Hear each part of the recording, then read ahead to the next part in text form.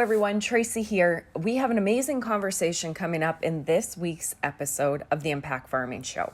But before we do, a quick note from this week's show sponsor. Where are you on the path to farm transition? Explore this and more in Season 3 of the FCC Talking Farm and Food podcast, presented by Ag Expert. Hosted by FCC business advisors and transition experts, each episode features a new topic and a different step in the process. Tune in or subscribe wherever you get your podcasts. Hello, everybody, and welcome back to another episode of the Impact Farming Show. We have the always amazing Elaine Froese joining us. Elaine, how are you doing? I'm great, coming to you from a hotel in Regina. Excellent. On the road again.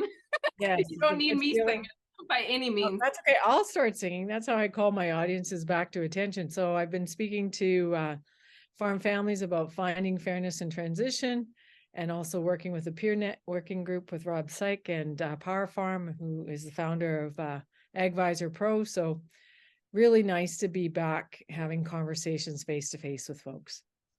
And you know, Elaine, I know that you love speaking to audiences and groups, and there's nothing like a farm show or an event. So I think everybody's just feeling so good.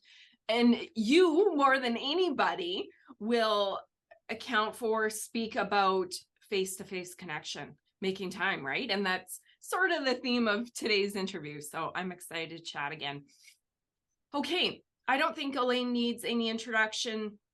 I am pretty sure everybody in the audience knows Elaine's vast skills: farm family coach, podcaster, YouTuber, author. Oh my goodness, Elaine, farmer. What other titles do you like? Grandma, I forgot grandma. Grandma, yes, mom, Yes. grandma. How many beautiful grandchildren now?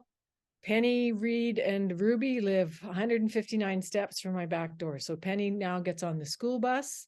Ruby will get on the school bus in September, and Reed I will try and keep safe for the next 16 years of his life. Oh, I love it. Good. Okay, so today we are going to chat about a few things, but mainly based around procrastination and blocking time for the important conversations on the farm, and based around transition planning. So I am ready. Elaine, are you ready to roll? Let's go. Let's do it. So as we all know, farmer or not, procrastination is just natural. I think we do it for a variety of reasons. Do you want to chat about deep down, get deep down? Why do farm families procrastinate when it comes to transition planning conversations? And I've written about a blog about this, and procrastination to me is killing agriculture, Tracy, because we keep putting things off. So for instance, right now, as we're recording this, it's March, and I was at this meeting yesterday, and they said, we have maybe 30 days of time before, well, less than 30 days now before it becomes April. And then Easter is April 9th. And well, we'll do it after planting. We'll do it after spraying. No, we'll do it after fungiciding in July, which now consumes crop production, right, in July. And then, after August and after harvest, after Thanksgiving. No, after Christmas. No, after calving. And do you see what I've just done? I've just gone through an entire farm year. And when I say this in front of an audience, I say, how many of you went to a funeral recently? And Wes and I went to 5 funerals, January and February. And that was just what happened. And it's okay. They're like aunts and uncles who are passing away who are like 95 years old. So it's not a bad thing. It's just life and the cycle of life. But my curiosity for people listening to this is, when someone dies, you make time. You block off time. You move your schedule around to do what's important to pay respect to that family, right? So my question is, why aren't you respecting yourself and what you need and what your family needs? And my suspicion is that people are putting things off because they're afraid. So then the question is, what are you afraid of? And for many families I work, Elaine, I'm afraid of opening up this amazingly bad can of worms as to all the fighting and the misalignment and the unworkable expectations. but here we go. We live in a world of farming where we have to manage people, but we also have to manage expectations. And one of the speakers I heard recently said, turn those expectations into agreements.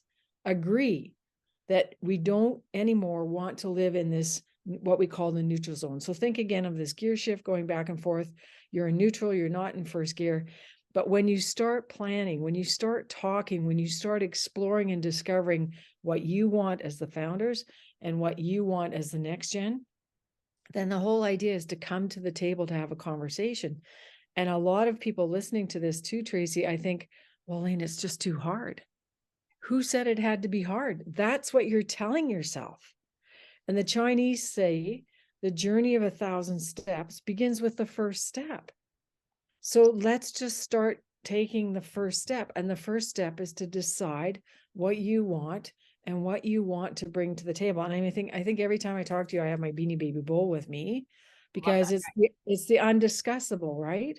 So what are these hard things, or these undiscussables, as I call them, that are keeping you from coming to the table? So last night I'm speaking, I have my phone, and these are very well-to-do large farmers that are in these peer networks, and they're texting me the same issues that other farmers have. How do we have a smooth transition with brothers? Elaine, how do I get my father to fully let go and retire? Elaine, how do I engage my new daughter-in-law? Like, these are questions that people are procrastinating around because they're hard. And I want you to change your mindset and say, I'm going to listen. And I've just read this great new book, Tracy, and you and I love books. It's called Nonviolent Communication by Dr. Marshall Rosenberg. And here's the 4 points. Observe. What do we observe going on?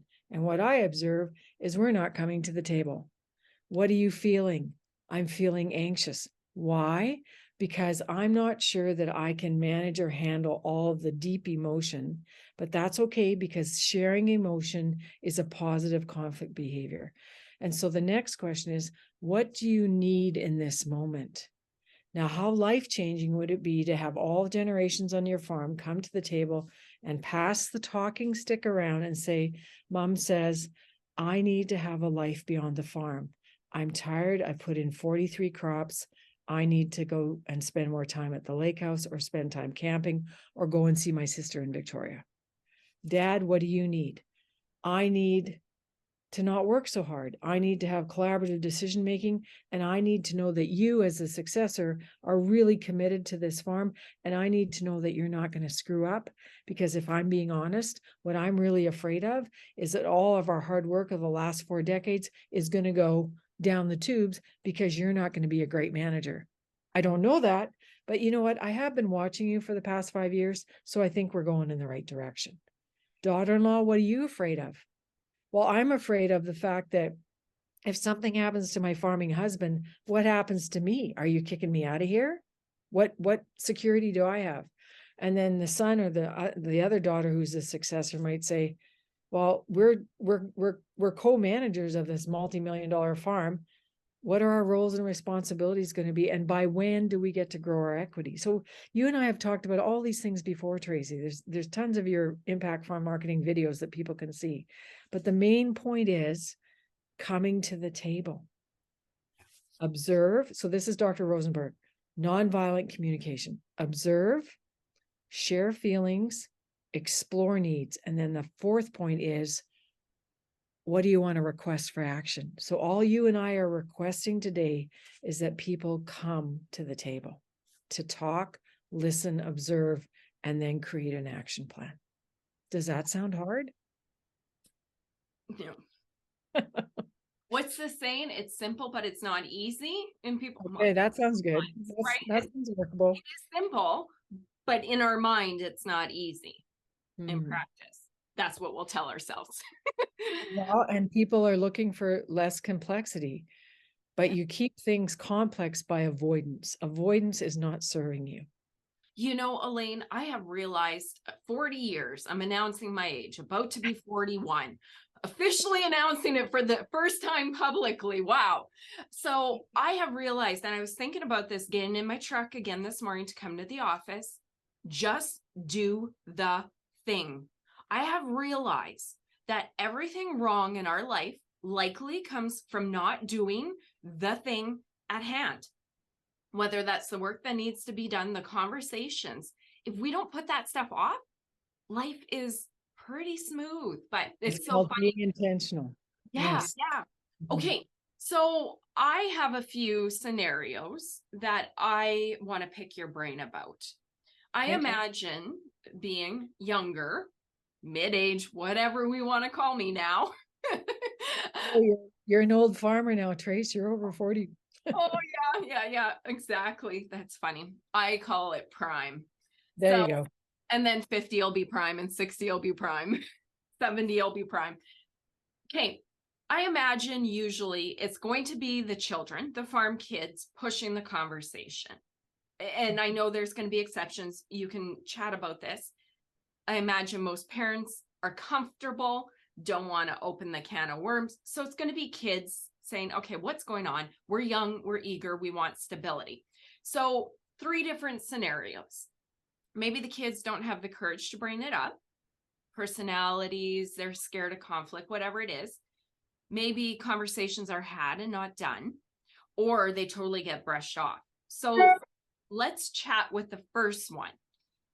How do kids go about bringing it up if they're scared, they're nervous, they don't want to get disowned? Well, I have a PDF called Kickstart the Conversation that I'm happy to share with anyone who reaches out for it. And the do's are, first of all, figure out what you as a younger couple want. And something that would be very helpful is to have a clear vision of how you want to run the farm, what your business plan is, what your roles and responsibilities are. And many times, Tracy, I've encouraged young people to write a letter. And here's the deal. There's no guarantee on how that letter, which you can do on a Word document and change and edit the words or handwrite and deliver it to the parents, because then they can have time to process. But a woman last week literally said, Elaine, my son did what you said, but the father, stubborn and ornery as he is, said, oh, that was my daughter-in-law who wrote that, not my son. And again, there's the conflict filter, right? Assuming, making the assumption. And so coming to the table, being prepared as a couple, knowing what you want in terms of roles, timelines, agreements. What are you willing to buy? What kind of equity buying plan? Are you going to buy equipment? Are you going to buy cattle? Are you thinking of buying land? Are you buying shares in the corporation? What are you committing to? Because sometimes parents are sitting back like this and saying, well, I'll start acting when I start seeing some commitment around here. And then it becomes like a catch-22. Who makes the first move?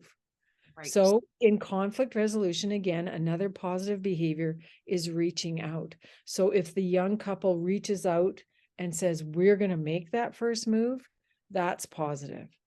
Yeah. The other thing is do it in a time when people are rested and well fed. The other thing I suggest is having coffee and saying, look, we want to come and talk on Thursday night. This is what we'd like to talk about. This will be how much time it will be. It will only be an hour and a half or 2 hours max. We're going to have childcare because this is really serious for us to have total focus and attention. And then the magic phrase is, I'm just curious, mom and dad. Here's our letter to explain what we are finding hard right now and really want to be able to process with you. But we don't want to sideswipe you. So we're going to give this to you now. And we want you to know we're committed to this farm. Our vision is to grow this many acres, have this many cattle. And ultimately, by the time we're 40, we would like to have a certain percentage of equity and ownership. And we also want you to know that you need to be well taken care of. And we're curious about what your income stream is going to be, where you want to live. But all of these questions are a journey.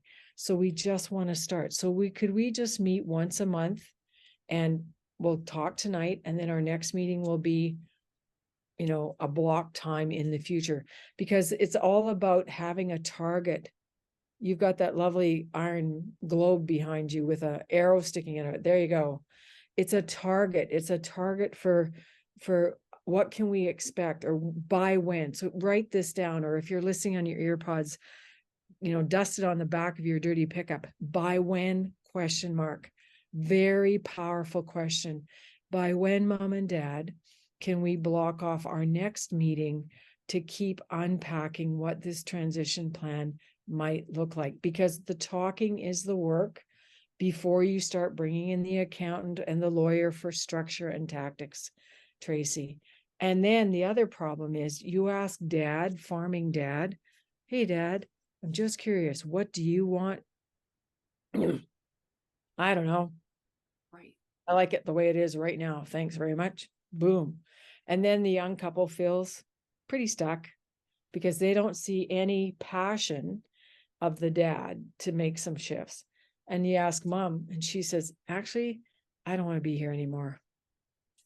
And therein lies another problem you and I have discussed before about what happens when the founders don't agree. So you can see that this is I call it an unfolding.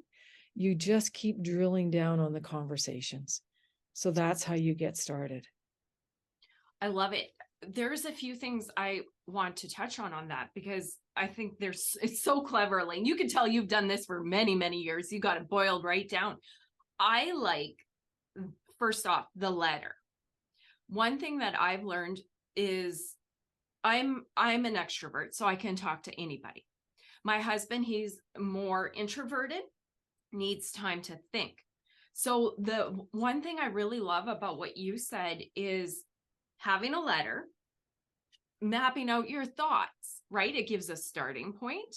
Right. And then I have learned in the past from approaching my husband that I'm ready to go. And often, let's say we're angry about something, we've been stewing on this for so long. And then by the time we actually bring it up, we're mad.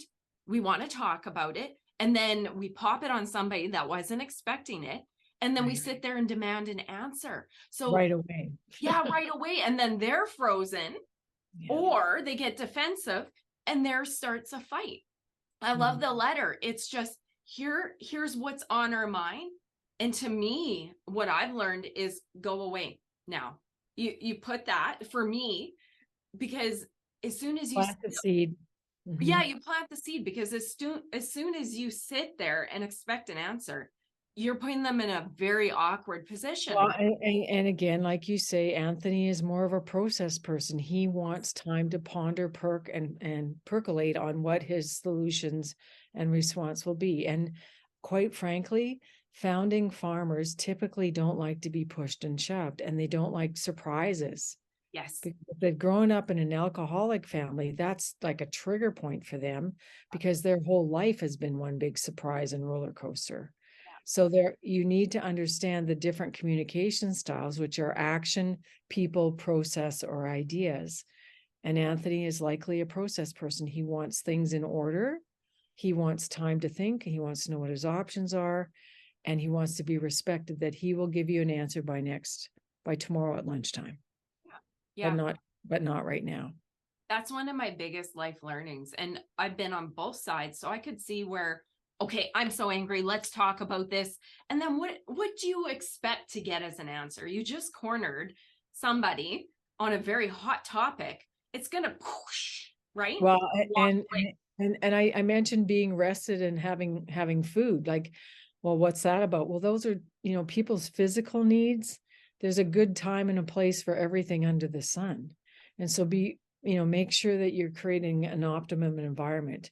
And for other people listening to this, Tracy, they say, oh, Elaine, we've tried this so many times. We're just wanting to give up. And I say, well, then you're probably a prime candidate for coaching, to have somebody facilitate an outside objective third party to help you navigate and learn better conflict communication, observing, feeling, needing, requesting, putting yourself in the other person's shoes, reaching out, expressing emotion, all these things we've already talked about. And then keeping people accountable through that conversation. That was my next one. Conversations had, but nothing happening. What do you do?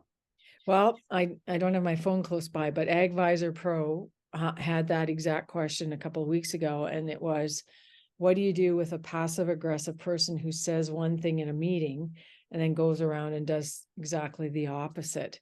And again, you have to drill down and look at, why is that behavior repeating itself? And so if the conversation is not happening, does one of the founders want to have the conversation? And maybe it's the mom, and maybe she becomes the driver, or like I say, you ask someone else who's a professional facilitator to come into the conversation and help keep things focused on attacking the issue without attacking the person. I love that. And I think that I'm going to ask you more about coaching right away. I think the next one I had is you keep on getting brushed off, nothing happens, kind of same answer. Maybe we go there and then talk about blocking time for conversations, whatever way you think this conversation should flow. Take that where you want. Blocking time for conversations and the value of coaching. And really, Elaine, sorry, one more follow up on that. How do you even broach that? Because let's say there's bad communication, poor communication. I'm the younger generation. I'm like, okay, I want to bring Elaine in, or some farm family coach. You can't just blindside them with that either, right? How do you start that process? So one of the things we do is we plant the seed of the idea. And so again, viewers can just reach out to me at farmfamilycoach.com, my contact page, and ask for the links to my videos and podcasts. And many of yours are on there, because it's getting the message in their ear, or planting the seed, or watching the Finding Fairness in Transition video on YouTube. It's understanding, well, this woman knows what she's talking about because she is also a farmer. She's trained in conflict resolution. But when you keep getting pushback, the other thing that comes to mind, Tracy, is the 4-H pledge. I pledge my head to clear thinking, my heart to greater loyalty, my hands to larger service, and my health to better living for my club, my community, and my country, and the world. Head. You might be getting pushback because they don't intellectually understand the fact that you want ownership, you want a percentage of the corporation, or you want cows, you want equipment, you want a way to grow your equity, because now you're 40 with a wife and 2 kids, and you're no longer satisfied with just being an employee anymore. Right. And then the other thing is the heart piece, about the emotions. And that's where mom usually comes in, because mom, and here's my shirt for that, Elaine Froese. I have t-shirts now, Tracy. Oh, yay. Find harmony. Beautiful. Right. So that's the emotion. That's the emotion that mom is looking for, is I want relationships. I want richness in relationships here. And then the third piece of resistance and pushback is, I don't trust you. I don't understand in my head. I don't like how this feels in my heart, and in my gut. My intuition is saying, can I trust you to be successful in the next generation? Like, how are you going to prove to me that you're going to manage debt well, that you're going to have a good relationship with our accountants and our lawyers, and that you're actually going to do the work? Well, newsflash, you've probably been proving yourself for the last 5 or 10 years. And when is enough enough? When am I going to be good enough? So, and the coaching piece is, we have a coaching team of 7 coaches where we do the pre-work intake with people. And then I come in on the family meeting side when we have a 2-hour Zoom meeting. All of these things are recorded so you can play them back to listen. And at that family meeting, I'm typing madly on a Word document. So we have like a running commentary of the decisions we made and what we're talking about. And then the last part of that meeting is about action steps. By when are you getting your wills updated? By when are you meeting with the financial planner? By when will you have a more robust business plan to present to your parents? And so you have very concrete action steps. And so procrastination is gone, because now you have dates and timelines. And the other thing you mentioned about the calendar is, I was listening to someone recently about, don't put things in a to-do list. Put them in a Google Doc calendar, so that I knew that you and I were meeting this morning at 11 o'clock. You're in Manitoba. I'm in Saskatchewan. Doesn't matter. 11 o'clock's the time. This is when we're doing it.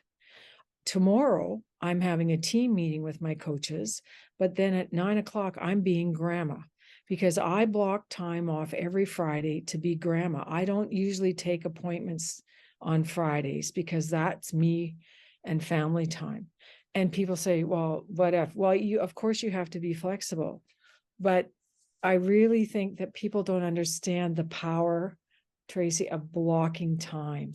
Yep. Even if it's to block time to go for a walk and say, you know, every morning between, and I have this friend in Regina, Tracy Elaine, who's not here right now because she's speaking in Vancouver. Every day that she's in Regina at home at 4 o'clock, I know she's going walking because that's blocked on her calendar forever for her health. And as a young couple farming, well, Elaine, we could never do that. I suggest that you block time to have 1 hour a week as a couple to talk about the state of your union and your marriage or your partnership. Block time to not have to be taking care of children. Get a babysitter, swap care with another young family. But the blocking of time means that this is important and this is what we're going to do at this time. And you can say to people, well, what if somebody calls me or emails me or I get so many interruptions on my farm? Okay, if you've blocked time, you don't have to tell them what the meeting's for. You might have a meeting just by yourself. I have blocked 3 hours to get my documents in order. And Tracy, back at my office, I have a basket full of documents for my life binder that need updating. That binder's been sitting on my desk since January because I haven't blocked the time. Next week, Tuesday afternoon at 2 o'clock from 2 to 4, Elaine is dealing with the basket. Nice. Intentional. Or use the timer on your phone. It's called a Pomodoro. In Italy, the timers look like tomatoes, and Pomodoro apparently is tomato in Italian. You would not imagine what you can get done in 25 minutes. And I go like this because that's the old-fashioned timer, right? Now the timer is on your phone. Set it for 25 minutes and say, I'm going to call the lawyer. I'm going to make an appointment for updating my will. Set it for 25 minutes. I'm going to book tickets for the Jets. I'm going to go to the curling match, whatever it is. But take a chunk of time. And a Pomodoro is that one chunk of 25 minutes, and you can get amazing things done in 25 minutes. I actually do that. I call them work sprints because if you have all afternoon to do something, you know, not that I don't work hard. I work hard, but it's not focused. I set the alarm on my phone and I say, you sit here and you do this item. I'm a mean boss for myself. Good boss. I set it and I have to sit there until that timer goes off. And I've started a different process. Mornings doing some writing. I have to do 30 minutes. And I listened to a wonderful farm consultant yesterday, Taylor Phillips, who talked about the importance of systems. He's almost paperless. He uses an iPad and a different app for his phone for jotting down notes and stuff. But he was also very clear. If you want to get better at managing your farm, you put everything into Google Docs and into Google Drive and have shared folders and access folders. And it was amazing. Even pictures of mix sheets for spraying on crop protection and a parts ordering system and templates. Because here's the thing, Tracy, the thing that we're all longing for is time. It's the currency that's really, really needing to be managed better. Absolutely. Okay, I have one more question for you about coaching. I'm the younger generation. I don't have to hire a coach to be a coach to myself, our couple, and the family right away, right? I could see where I don't know where to start. I've watched an interview. I'm like, okay, I need help. I'm spinning in circles. They aren't responding to us. I'm going to connect with Elaine. And wouldn't you coach us for a little bit on the steps and how we should show up to the parents? Is that what you do? Yeah, you can. And it depends who's willing to be engaged in the coaching process. So we always say counseling is about recovery, but coaching is about discovery. It's about making choices going forward. And I had hoops with me last night. So let's make this more colorful. I'm not going to do a hoop dance, just so you know. But let's just take this as the family circle, right? And so what you can do is you can start working on the family circle first, i.e. you and your partnership with your spouse or your partner.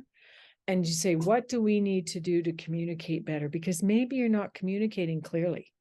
And so you can work on you first with a coach before you start bringing in the other members of the family circle. Absolutely. I could see the power in that because if they're not ready and then you go in unprepared, I could just see it being a little chaotic. And that's why our process is every family unit. So every couple does as much we call it pre-coaching first. And then we have other tools that you know about, Tracy, I think, like the conflict dynamic profile that you can order on my shop. And it's a tool to help you know what your good behaviors are and what's triggering you. And then if you could actually talk with your spouse about that, that would help your marriage. But then if you could talk to your father about the fact that he's micromanaging, or that he's not reliable, or that he's, quick to be hostile. And then another tool we have is the personal style indicator, which helps you know how you're wired. So I'm influential, married to Mr. Ambition Determined.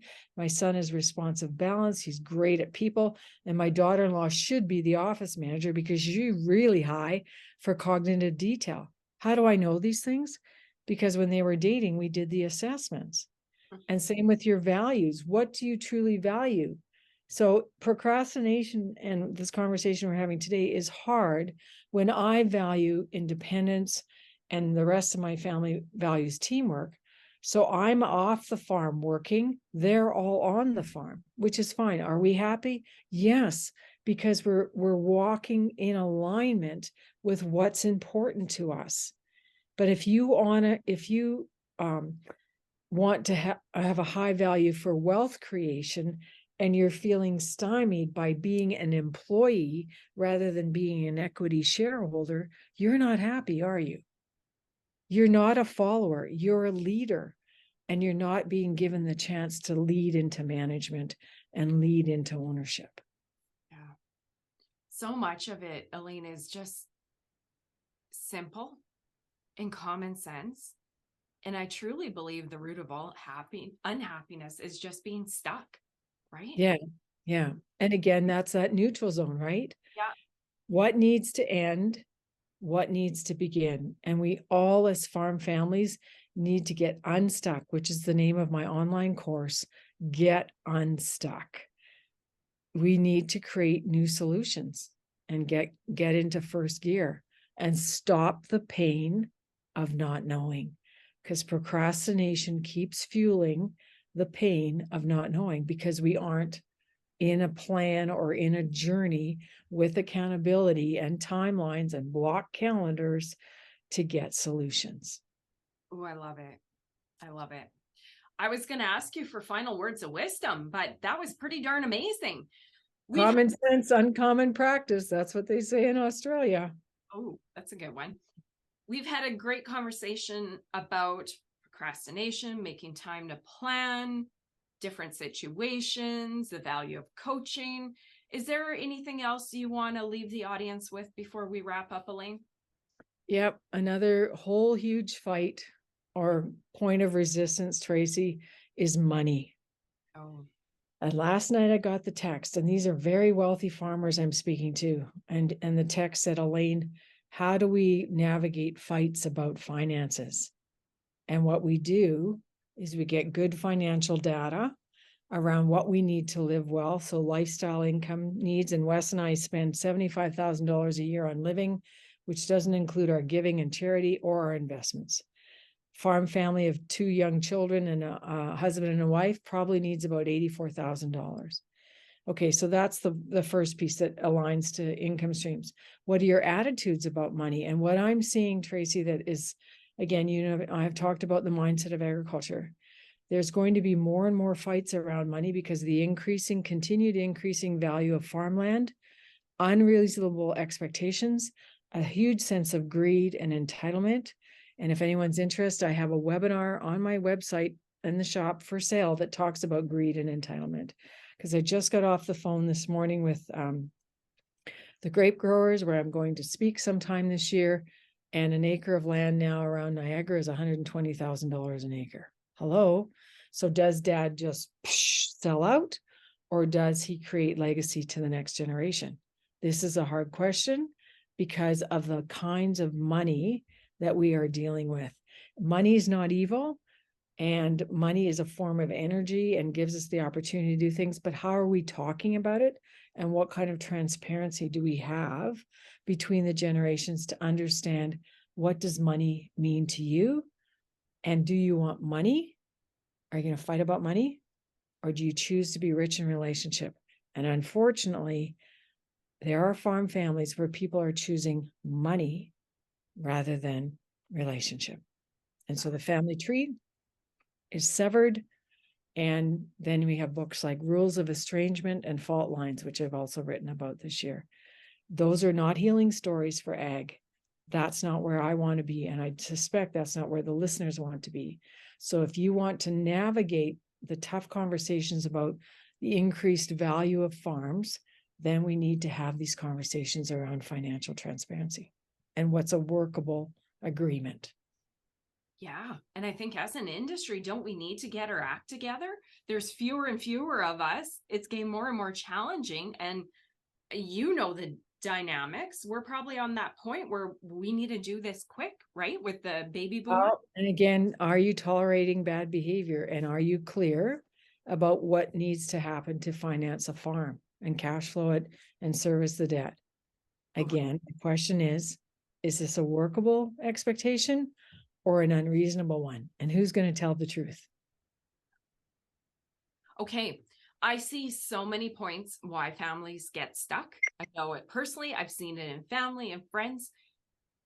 More than ever, I think coaching is so important. I've had coaching for my business. If somebody wants to reach out, Elaine, and just pick your brain, have a consultation, how do they do so? Best way, farmfamilycoach.com. Go to my contact page, fill it out, hit send, and then within 24 hours or in a reasonable amount of time, you will be contacted by Lydia Carpenter, one of my coaching team, to do a free 15-20-minute discovery call. And if I happen to be available and have the space of time, it will be with me. It doesn't matter. It's the whole idea where we're going to do a family map. We're going to find out really quickly the ages and stages, who's who in your family zoo, what they do, how they're related in the dynamic. And then we're going to talk about what is your main desire for coaching. Where are you stuck? And then we'll tell you how we can help you navigate that. And that is a free discovery call. Beautiful. I love that. I could just see that as being, of course, I'm here to promote the amazing work of the individuals that come on our show.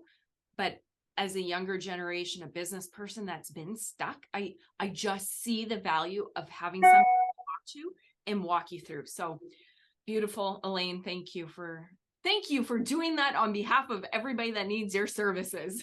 That's all right. And again, there's lots of good resources already out there on my website. Our YouTube channel is Farm Family Coach.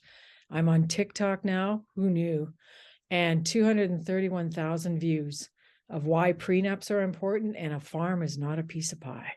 Oh, there we go. Mm-hmm. I'll put some links to all those items in our show notes as well. Thanks so Elaine, much. thank you. I always treasure our conversations, and I'm so happy we had time to chat today. Thank you. Right. And just let's remember, listeners, it's your farm, it's your family, and it's your choice. So create that culture where you believe, behave, and decide well so that you all find harmony and understanding. I'm not selling t-shirts yet, but who knows? Someday I might. Thanks so much, Tracy. Take care. Bye for now. And you in the audience, I hope you loved this conversation as much as I did. If you did, like it, share it, so the good word and the good work that Elaine's doing gets out there, because farm families need it. So thank you guys. See you on next week's episode. Bye-bye.